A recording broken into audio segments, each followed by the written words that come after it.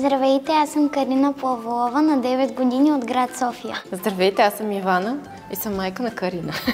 Влиза в оперативки и взима интервюта. Обикаля целия офис и играе с мен след работа на тенис. Представя компанията. Най-накрая го оцелих. Освен, че влизам в оперативки, с колегите от маркетинга правим така, че посланието на Солид да достига до повече хора. Нашите продукти са с добавена стойност. Те са портала на всичко ценно и безценно в един дом. И освен, че пазят дома на хората, от нашата врата започва всичко. В училище ми харесва математиката, български език и всички останали предмети. Трудя се за всички тях, получавам отлични оценки и съм много щастлива, че обичам всички тези предмети. Солид ме вдъхновява това, че в офиса сме като едно малко семейство. Всеки от нас участва в създаването на тази обстановка.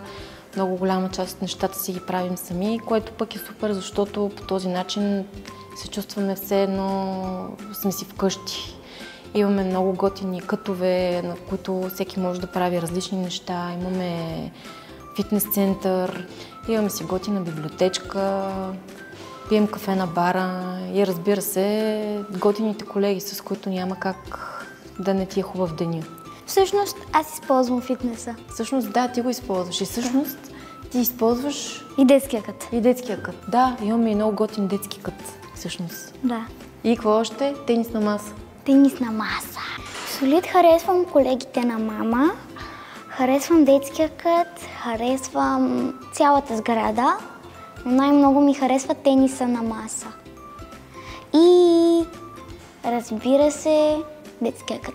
Солид Дърс Център ви очаква, за да сбъдне вашите мечти.